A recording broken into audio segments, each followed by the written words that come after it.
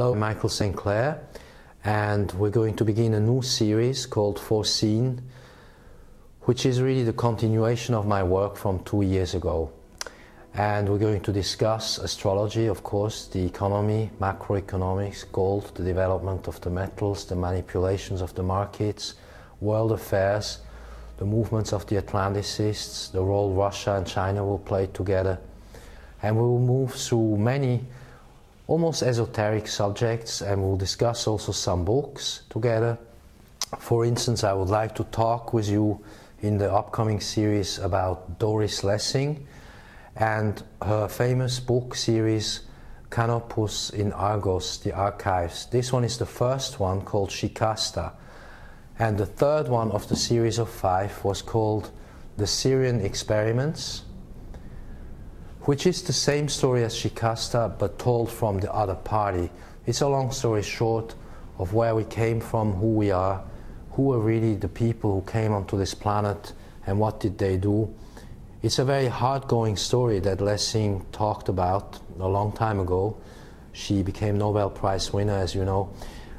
You'll figure out why I would like you to study Lessing and how to see the world through Lessing's eyes as we approach the years 2020, the alignment, Saturn, Jupiter, Pluto, Capricorn, and then 2026, Saturn catching up with Neptune, time travel, we'll be discussing time travel, and a whole list of subjects based on the questions my subscribers asked of me in the Radiant Zone network. And so we've decided to come out once again, like every 2 years, with a more fundamental presentation. And in that presentation I will always be discussing things with outside sources.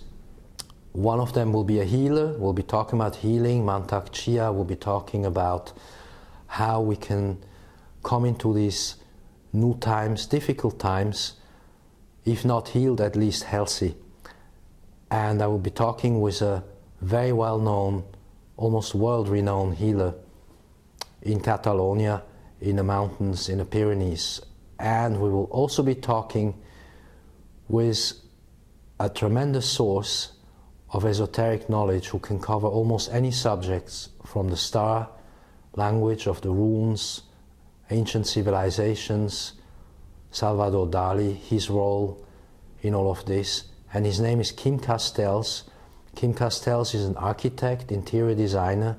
He's a landscape photographer, has published 91 books, but most importantly, he's one of the foremost investigators and researchers in the world of esoteric affairs as it relates to really current times, the theme of where the world is going now in 2013.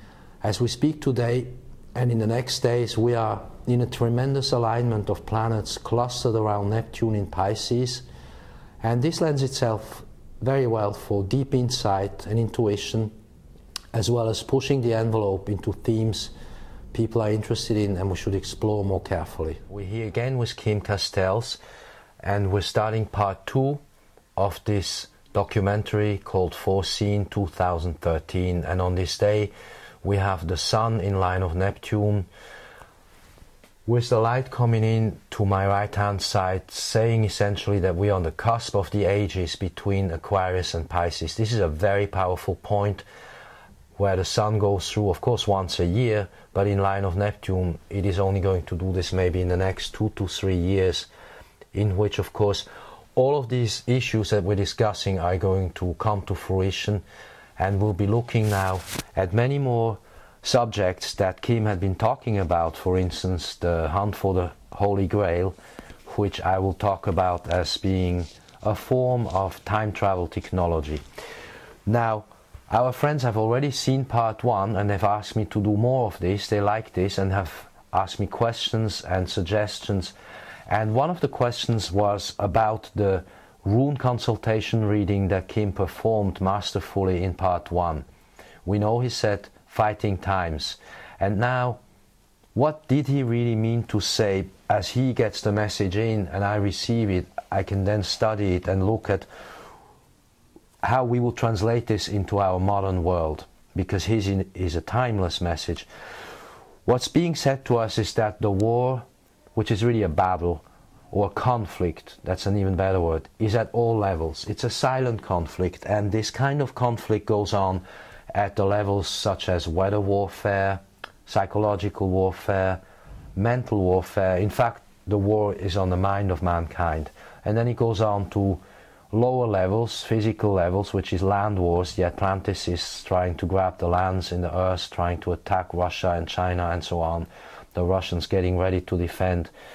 And it goes on even to the economic level. Today we have currency wars, gold wars, trade wars, you name it, wars of the economic kind. Gold will win this. Gold will settle in probably around $5,000–6,000 an ounce by 2017, 2020, 21 maybe. And China will be the first country to probably announce pretty soon a gold-backed currency. It will become the world reserve currency, of course, and it will be the gold standard by China.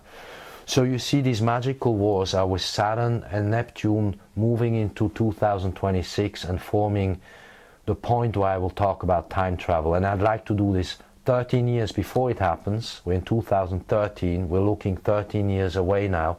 It's a larger focus. And Kim and I are going to discuss now the issues he had mentioned last time. One of the things he talked about was the Greeks and the Romans, and here's my viewpoint on this whole issue.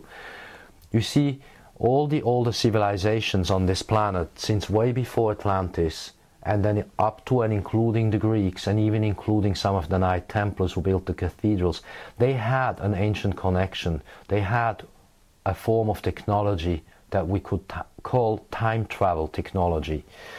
And they were in touch with other dimensions, and in touch really with an extraterrestrial knowing and a knowledge that simply got lost around the time when the Roman Empire began to function. The Romans just wanted to use this knowledge or this knowing for war, and so the knowledge was withdrawn. We don't know by whom, but it was withdrawn. What I can suggest is that you read Doris Lessing, the Nobel Prize winner in literature, and her Canopus in Argos series, Shikasta, Syrian experiments, and so on. And it is very clear that this is more than knowledge that got lost. It is a connection. In Canopus, the story, it is the lock to the home star. So the story then goes on in real life now. I mean, the story goes on over the Greeks to the Romans to our time, where we're in a situation now on this planet Earth where we have lost the connection to the time travel technology.